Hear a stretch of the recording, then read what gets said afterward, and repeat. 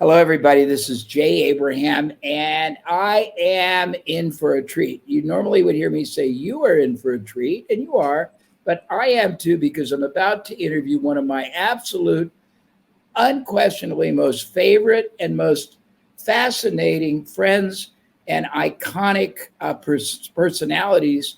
Steve Sim, author extraordinaire, achiever extraordinaire, eclectic extraordinaire, his own person, somebody who definitely, I don't know if he walks, runs, or pounds to the beat of his own drummer, but somebody that I have admired and been intrigued and fascinated by, with, and for since I met him many years ago. I've watched his not just his career, but his impact, influence, and contribution to the entrepreneurial world evolve and expand and really explode over the last few years. And he's ready for I would call it, I don't want to use the word nuclear because so much is going on in the world. Let's say it a tectonic event that he is giving birth to that is going to transform people's reality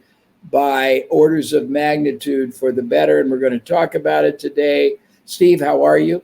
I'm absolutely, for a start, floored by the introduction, but just honored to be able to chat with me old pal. It's good to see you again, Jay. It's my pleasure. And so just for a piece of context, I met you many years ago in context. You had organized for a friend of mine, Rich Sheffrin, some extraordinary seats at the Elton John fundraising dinner in concert with the Academy Awards.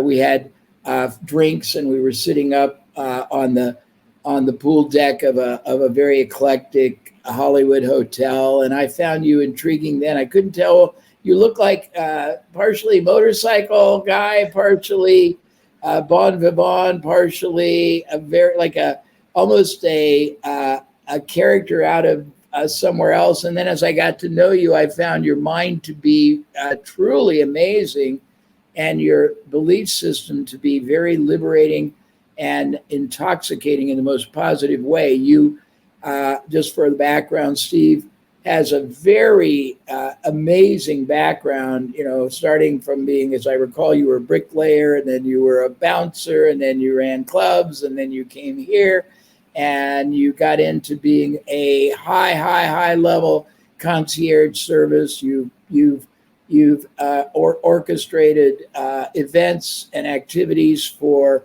very, very wealthy people around the world, submarine trips down to the Titanic, getting married in the Vatican, just all kinds of cool things. But then you realized your true calling, which was impacting people in a more direct way. And since that, I would call it cathartic realization, you shifted and you become one of the more meaningful and I think impactful catalytic forces in the entrepreneurial world. You are what I would call one of the ultimate reality checks, and you help people really get a new shift on what they're trying to do with the rest of their business, personal lives, and you liberate them to be their own person and not be shackled by convention or limited by the scope of achievement, accomplishment they alone know. And you first book, Bluefishing, I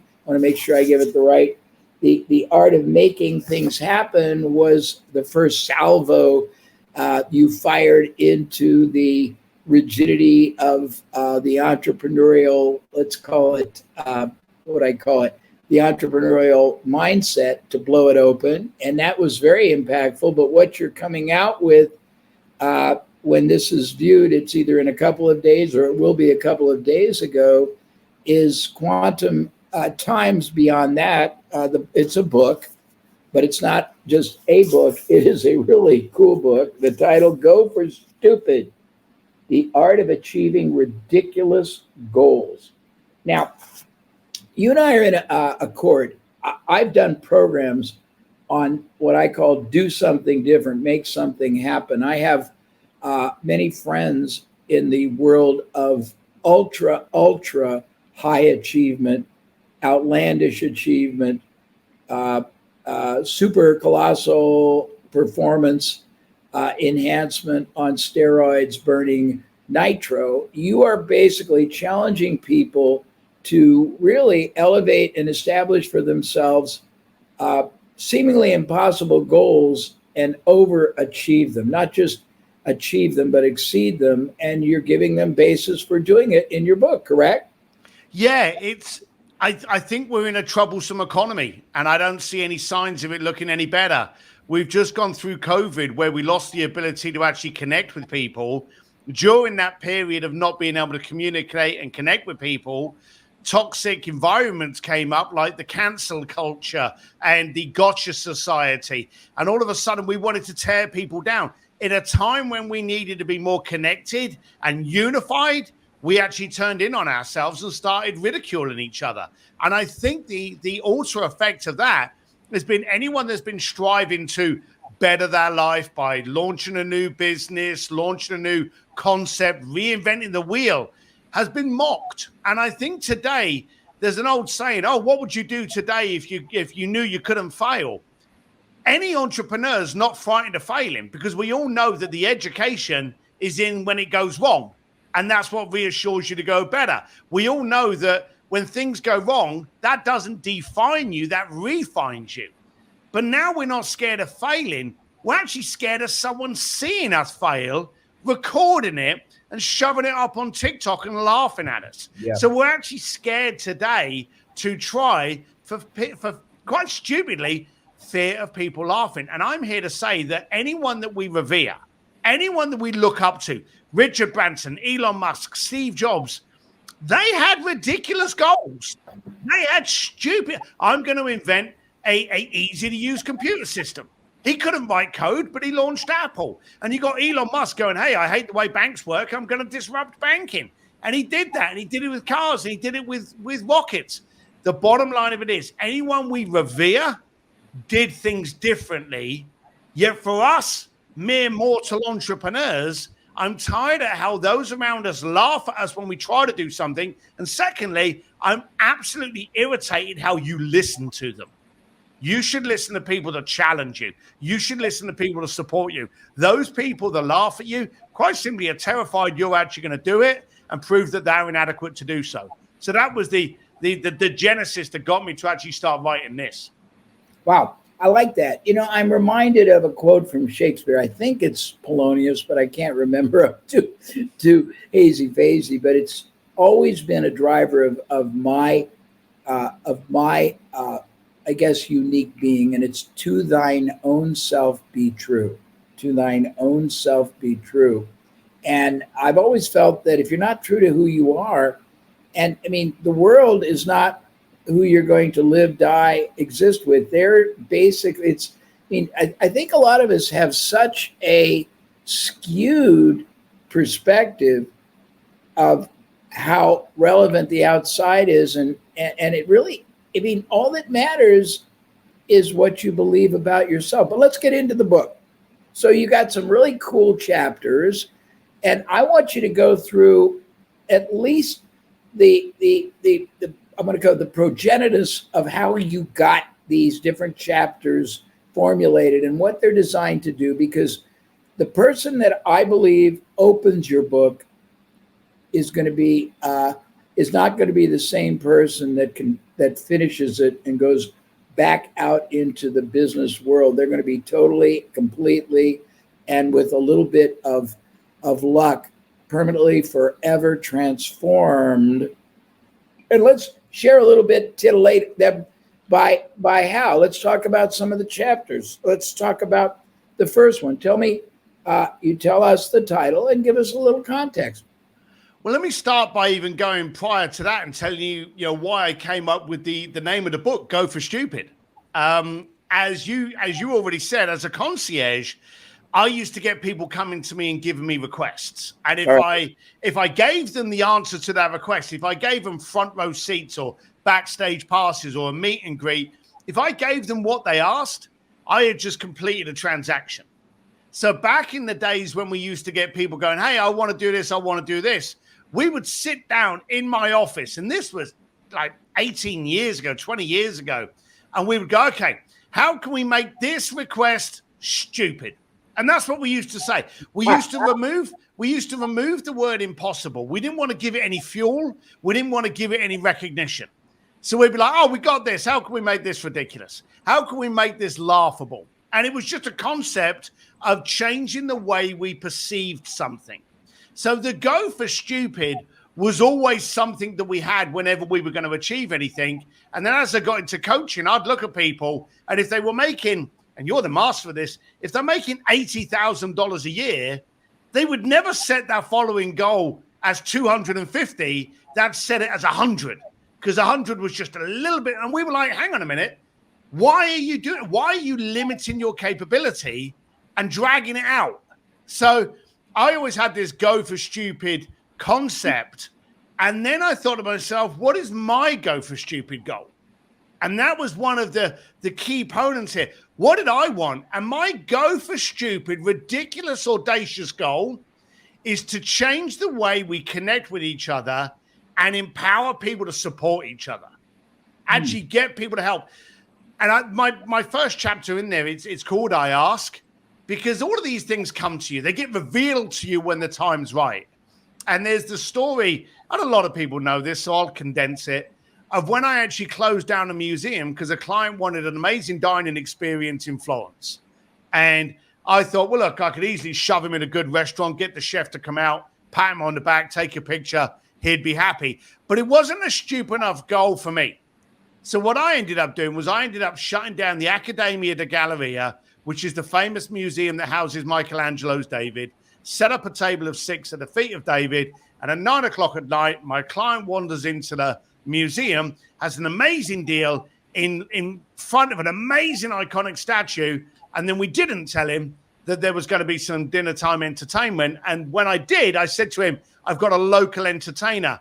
May I bring him out to serenade you while you're eating your main course?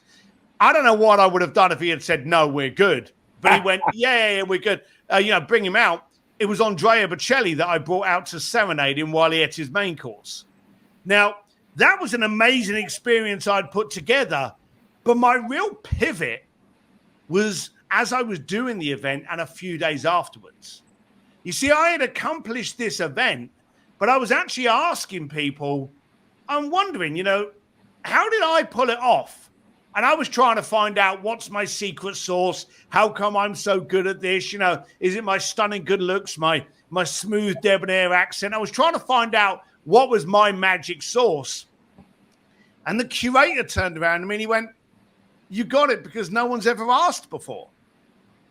And it absolutely floored me. Literally, when I talk about this on stage, I bent over. I lost wind. It was like I'd just been punched in the gut.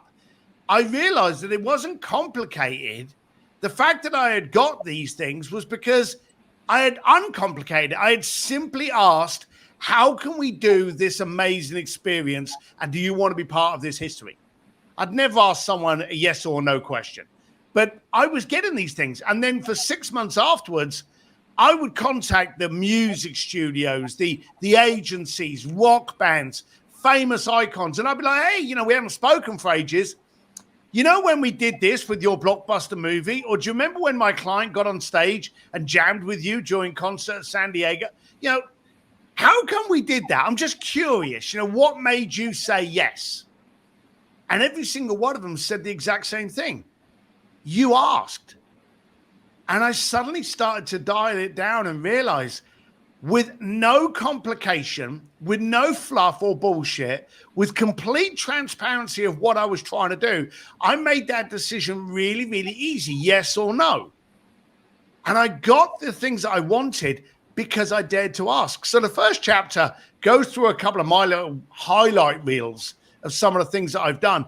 And then at the end of every chapter, there's actually like a little workbook on where you can actually start challenging yourself to come up with your goals and aspirations. So as we build up the book, you're documenting your commitment to actually pull it off. And that's the first chapter, quite simply called I Asked. I love it. And that is quite profound because not unlike you, I've accomplished seemingly unimaginable feats just by saying, well, why not? Just because no one's ever done it doesn't mean you couldn't do it. And just because no one's ever said yes doesn't mean everyone ever even asked them. So I think it's profound.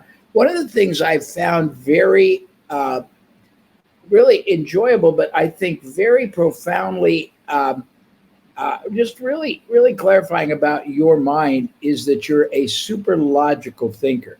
What you propose is not wildly crazed and very, very difficult to embrace. It makes better sense once it's articulated and explained to somebody than probably the path of pursuit they're taking now. Let's get into a couple more of these chapters and show what they are designed to, to show, teach, and motivate people to see differently. Please, you want to go into the 3 keys? Yeah, I wanted to understand how most people kind of valued that future and that perception. And I noticed that, thankfully, I was able to communicate with some of the most powerful people in the planet. I was able to understand by simply asking them, and understand my concierge business was not the business I was in. The concierge business was what I did to be able to have those conversations with powerful people. My focus was, how can I get to sit down and have a conversation with Elon Musk? How can I have a conversation with Elton John? How can I have a conversation with Prince Albert of Monaco? How can I do these things? Well, if I do this for that charity or for that family or blah, then I get to have the conversation. So I always said that the concierge business was not the business I was in. It was the business I did to be able to do what I needed to do. And that was to have the conversations. And I would always ask them, how do you value clients? How do you value relationships? How do you look at opportunities? You see, very simply, if I could learn this information and then just take 1 millimeter advancement by action in it, just by simple exponential growth, I was a vastly different person within a week. I would literally take this information and they would tell me how they valued relationships and how the biggest thing that came out of it was the readjustment or reframe of time. And we were speaking about this earlier. You know, we're not getting any younger. I have no idea why, but you seem to get prettier, but not me. But we're not getting any younger. So we know we can make more impact. We know we can make more money. We know we can make more relationships. But there's one thing that eludes all of us, even Elon Musk. We can't make more time. So therefore, we actually reframe what we do with that time. A case in point, and we were chatting about this earlier, was COVID. When COVID came across, and you're on a plane actually more times than me now, okay? I used to be on a plane every month. You always have been. And here's the thing with COVID, we were no longer on that plane. We were no longer traveling. So in which case, we had more time. It was like someone giving us a 9-day week. We had all this extra time to be able to focus on our life, our goals, our relationships, our family. You know, I knew I loved my wife, but I've got to admit, during COVID, I didn't realize how much I liked her. And that was a beautiful thing to realize very early on. And we were having a great time because of COVID. But we got to see what that extra time could do for us, whereas half the country, and actually that's probably being polite, probably more like 80% of the country, was Facebooking and texting each other, what can I binge watch on Netflix? Yet all the successful people in the planet were going, hang on a minute, I've got extra hours here. I'm never going to be able to get these hours where I'm not being disturbed, where I'm not having to go. And me and you, we both live in Los Angeles, so we know what traffic's like. It can be 15 minutes or it can be 15 days. We haven't got to worry about any of that stress. We had more time to action. So that's what I went through in this chapter. I actually broke it down into what the keys were that could give you the adjusted mindset for you to be able to opportunize and optimize. I like that word. You're given. Opportunize. I love that. That's a great word. But your point is really, I mean, I don't think people realize, the difference between one person and another is rarely intellect. Nobody has more than 24/7. So how you use it, how you abuse it, how you harness. I mean, I've always said that either you control every aspect of your life or it controls you. And the difference is profound. It's mediocrity to magnificence. Let's continue. So the point you want people to gain as they progress through looking at really the art of achieving ridiculous goals, which I love. And, I've always believed in a quote that I heard, and I don't want to get into your impossible word, but I've always believed in a quote I heard from someone else. It's impossible unless what? Unless you shift, your mental construct, because it has nothing to do with out there. It has everything to do within here, don't you think? Well, you're the master of that. 99% of all of our problems, headaches, and holdbacks are in your head. And the first thing we've got to do is get over that. I noticed something years ago, and you say about logical. I'm a very primitive, basic person. You know that. And I remember years ago, there's something kind of come to me. I was in a car park in a dealership lot, and I was, looking at a car, and I forget what car it was, but it was this weird kind of. I can't even remember what car it was. It may have been yellow, green, pink. I don't know. And I remember standing in that dealership going, "That's the weirdest color car I've ever seen. I have never seen that color of car before. Who would buy that color of car?" And then I drove home from the dealership. What was the only color of car I could see on the highway? It was this color. And I suddenly realized it had always been there, but it took that moment for it to be brought to my attention. Now, that's very much like an entrepreneur's mind in its relationship to opportunity. When your mind is opened to only see opportunity, it's the only thing you can see. So just like me recognizing the car and then being open to it, when we train our head to go, hey, it is possible. It's only impossible until someone does it. I can do anything. I'm capable and competent to do absolutely anything I put my focus, lust, and desire to. When we start working with that mindset, things reveal themselves as being achievable. Yeah, well stated. It's very interesting. If you look throughout history, until somebody broke through a barrier, nobody could do it, and then everybody. And the case in point is years ago, Roger Bannister breaks the 4-minute mile, then 100 people do it. And I'm from Indianapolis, where it's the home of the 500-mile race. And I left it many years ago, but I'll remember that fast then was 153.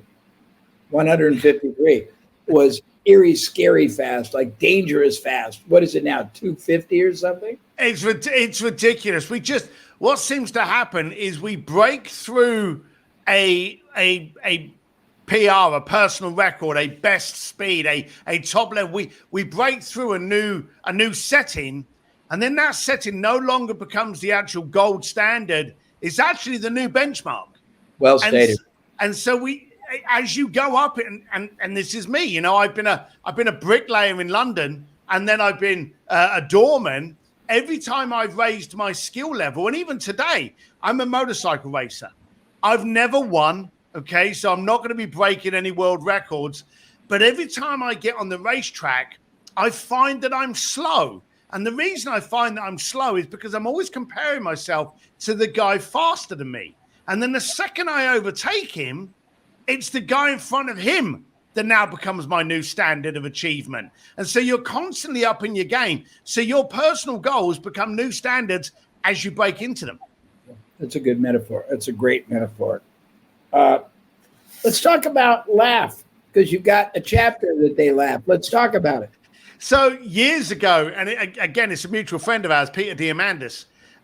Peter was putting an event on, and he wanted me to do this event in SpaceX with Elon Musk. And he wanted Elon Musk to come in and, spend an hour and chat with, I think we had about 30 people, which literally, and I'm not kidding you, was some of the richest people in the planet. The security detail that was around SpaceX during those periods and those visits was just incredible. We had one coach and I think maybe about 30 cars circling the coach. So we had Elon Musk and he was going to come in, and I had to, my job, which I absolutely loved because, I cherry picked the favorite bits. I had to go through SpaceX, get Elon, bring him through the factory of SpaceX, deliver him into the room where he would address the people, and then I'd escort him back to his place. Okay, great. So I get to spend more time with Elon Musk. So I thought to myself, I've got these two clients. Two of my clients was in this room. So you look after your own personal clients. I went, hey, I've got to go and get Elon. Do you want to come with me? And they were like, yeah, we do. So we went over to get Elon, and we're walking through SpaceX. So there's Elon Musk, me, and my two clients.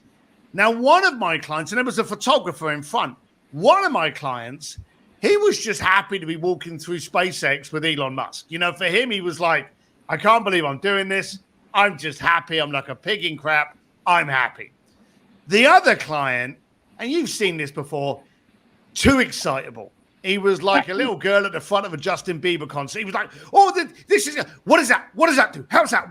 And he was getting to a point where I thought I was going to have to just, politely tap him on the back of the head just to kind of tell him to calm down a little bit.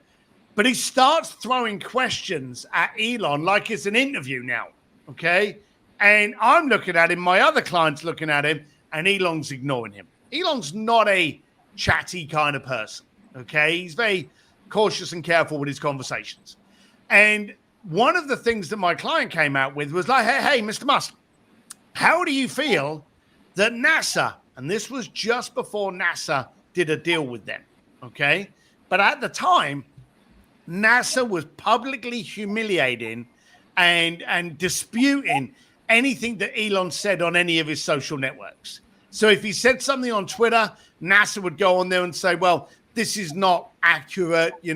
Space has no room for civilians. All this kind of stuff. It was very horrible. You can check all this out. But NASA actually retained a marketing department to dispute anything that Elon said. So this guy turns around and said, how do you feel that NASA publicly attacks everything you say in the attempt to humiliate you? Elon didn't even look at the guy. And this was the only response he gave to any of this guy's questions. He just calmly said, they will always laugh at you just before they applaud. And that was it. And that was another one of those moments that got me realizing that so many people are laughing at us. Even entrepreneurs today, we'll be sitting around the coffee bar, and you've headlined some of the biggest entrepreneurial events in the planet. You're the OG. But the people in the audience are learning from you. They're learning from the people around them. And then they go back to that village or that city or that town. They sit down at that coffee shop. They start telling their mates about, Jay was saying about this, and I got this information. Tony was on about this, and Steve was saying this, and they've got all of this energy and passion in what they're going to do with their company. But their coffee table buddies suddenly start looking at them and glazing over like a deer in headlights. And you suddenly realize you've left the table. Your whole goal was of elevate, and all your friends around you are looking at you like you got mad.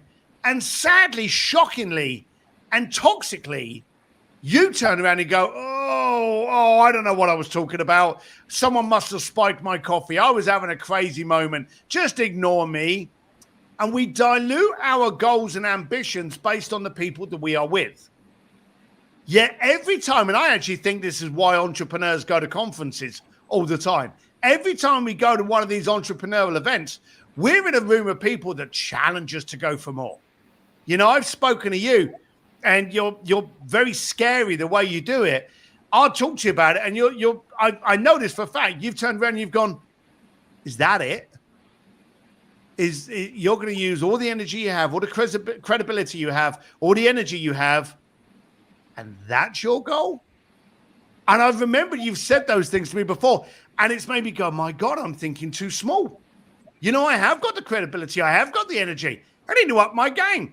And in the circle and the surroundings of us, that's great. But the rest of the world don't think like us. Sure. So we really need to surround ourselves with people that support and challenge you to do better. Yeah. And I think it's really important just an intervention here. I've always felt that a lot of people need to elevate their standard of who they want to associate it with and get out of their comfort level. I don't know who the originator was, but they say if you're the smartest person in the room, you're in the wrong room. Yeah. And I think it's really important to put yourself into environments where you are with people who are far above your intellectual, your financial pay grade, and it's very uncomfortable. And it's very uncomfortable because the only way you grow is through discomfort. The only way you build muscles is through discomfort. You grow or die. It's a simple statement, and it's quantum physics. You expand or you contract. It is scientifically impossible, as you probably know, Steve, to stay constant ever. Let's continue. I love what you're doing here. I love what you're doing. Let's talk about. You've got a chapter on Amazonification. I might be getting out of order, but I love that word. What does it mean? I noticed that the way we were communicating pre-COVID, we were really getting excited about AI. And any of the Gen Z community, and I've got my boy, he's a Gen Z, and I'll say to him, hey, turn the air conditioning down. He will walk past the Nest unit to pick up his phone to go, hey, Alexa, turn the air conditioning down to 69. And he will bark an order at an AI rather than doing it himself. We got Siri. We've got Amazon. We've got a lot of AI now that we bark an order at and we complete a transaction. The need for a relationship in those kind of environments has gone. So we've removed it. And I noticed that there were a lot of companies that were literally looking at you as an algorithm. How are you completing? What is your systems and process? How are you actually doing it? The classic one was Purple Bricks. Purple Bricks came over here to revolutionize home buying and mortgages. And they went off back to Europe with their tail between their legs and they couldn't do it. And everyone out there going, we beat them. There's no place here for that. Those people are stupid. Purple Bricks has just got years of education on how it can't be done to now be able to go back and repair it. They come back. They may not come back as Purple Bricks. They may come back as a different company. But Amazonification is when they can look at you and see a process from request to transaction. And Amazon is the king of transactions. You don't have a relationship with Amazon. If you think you do, phone them up tomorrow and go, hey, I'm thinking of changing my toilet roll. Which one should I get? You're not going to be able to have that conversation. There's no number to have that conversation. So I'm looking at people and I'm looking at businesses and both in the coaching and in the speaking and going, hey, we need to make sure that what someone is asking you is not what they get. We need to challenge them with, why are you asking for that? Is there something we can do that's different? Is there something we can do that's better? Why are we analyzing on finding a great solution when maybe we should look at why is the problem there in the first place? Step out of the way of just completing what the client wants. Because the second that you get into a flow of completing what the client, I want 2 tickets to this. I want to buy that yellow cake. I need this done. The second you complete the request, you've now become a transaction and Amazon is waiting to put you out of business. And Amazonification is just a fun little word that I came up with to find out, are you a process? Are you completing the transaction? If so, get your resume ready because Amazon's going to put you out. And I wanted people to start challenging the business. And when you challenge, and this goes back to my concierge, when you actually challenge people and go, hey, why is this important? Why do you want to do that? What experience are you looking to create? What do you want your people to leave the room with? When you start challenging the concept, all of a sudden, by showing that you care about the request, you start breeding something called loyalty. And loyalty is very, very hard today to find. And it's not in a point system. Any of these loyalty points, that's just legalized bribery. If you can buy this down the road and it's 20% cheaper, there's no loyalty that's going to stop you doing that. So in today's world of relationships and connections, go above and beyond the request and look into the reason why and actually defend yourself from becoming a transaction. I love that. And so we've just covered 3 or 4. How many chapters in the book? Oh, I think there's 12 chapters, and at the end of every chapter, there's like a little workbook. As I say, I want you confirming what you're going to do. I want to make it easy and try to gamify it so that as you walk through this book, you can go, well, hang on a minute. There's examples from some of my famous friends. There's examples from me, a very unfamous bricklayer that's been doing these things. I'm out of excuses. This is what I'm going to do. And by the end of the book, you've written your stepping stones of what you're going to do to go for stupid. And I want you to start having stupid goals and then actually learn how to achieve them. And in turn, I'm actually satisfying my own stupid goal, which is to get people to change the way we interact with each other. Yeah, I think that's quite profound.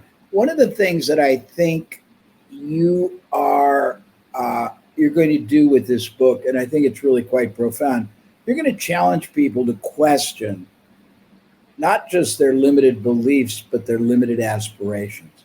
Yeah. One of the reasons I've been as effective, successful as I have is that I've traveled literally and figuratively around the world, but I've traveled amongst over 1,000 industries. And I'm saying it not about me, but when you see possibilities at a much more expansive, dimensionalized possibility level, when you see all the different ways people approach something, all that's possible in every kind of industry, in every kind of selling marketing environment, in every kind of preemptive advantage, you start questioning. And I long said this, most people after they read your book should do what I believe is necessary. They should throw out their current bucket list, because when they realize how much more they have the ability to go for, they're going to replace the current one with one far more audacious, far more elevated, a higher strata of goal that they're going to set for themselves. And once they achieve it, they're going to set one even higher and higher. And I think this book is its time. So I'm very pleased to do everything in my power to encourage people to read it, to personally tell anybody if they buy the book and they're not blown away, they can write me personally and I'll return their money. And I want you to tell them how they get a hold of you. And before you do that, you have created, as a response to demand, a lot of other services that you provide. Talk a little bit about your day job, the business that you have created as a response to the gaps that you saw were not being filled in the entrepreneurial world. Excuse me. Well, we came up with a couple, really. One of them was it was very easy. Maybe I'm being too flippant with that, but it was easy to be able to see the holes. And so coaching someone and going, hey, this isn't right and that's not right. So I was doing a lot of one-on-one coaching, and I still do. And I train people how to speak and get on stages and do podcasts and get that message and voice out there. But then the strange part was I was telling them what to do and then almost releasing them out into the wild and going, well, you know what to do. Go and find the ingredients. And that became a hard thing for me to do, because then when they were left with having to do more homework to find who they could trust to build up their platform, their soundstage, their podcast, their website, their brand. So we actually launched with Henry, my son, Sims.media, to be able to be the ingredients that they needed to be able to facilitate what they needed to do to be able to come crystal clear. I think today the biggest thing we need in a world of so much noise and distraction is clarity. We need to be able to look at someone, listen to someone and go, yes or no. But those are the only things that need to go on. The worst thing in the world you want today is confusion. No one confused will ever give you that credit card. And you don't want someone listening or seeing someone and going, I'm not sure about this person. If that person's doing it, then you've done a really bad job. And the funny thing is, Sims.media, we spend most of our time with new clients uncluttering their website, their brand, their social, their message, their tonality, to reveal who they are, to make someone's choice of doing business with them easy. And that's ended up, we've been doing that for between, I think about 3.5, 4 years now. And it's been very effective. I think I mentioned to you earlier, I've actually just finished headlining Traffic and Conversion, which is the largest marketing and branding summit in the planet. So it's very exciting how it's actually been received with our methodology of how to get you out there. Yeah, no, it's great. And I think I happen to know the quality of Steve's services, and I also happen to know how underpriced he is, so I can endorse him totally. So if somebody wants this book so that they can basically go for stupid, they can basically reset their whole trajectory of the rest of their business life, what do they do? It's very easy. You can either go on Amazon and look up Go for Stupid, Steve D. Sims, D for Dashing, 1M in Sims. It's very easy. It's up there. Or you can actually go to goforstupid.com. We've got a couple of little offers there for you to give you a couple of little extra benefits. Or you can visit steveDsims.com. And again, that'll have the book up there with the direct link through to Amazon. That's great. Well, what a pleasure. But I've always admired you because you are not static, as I recommend everyone else really model. Static is a terrible way to live your life. Fear is a terrible, I just did a session with Tony Robbins. I think I told you that. And we were talking a lot about the difference between being offensive in your strategy or being defensive and tactical, and the difference is night and day. And I think today, there's more opportunity in adversity, and there's more possibility when the world is apathetic and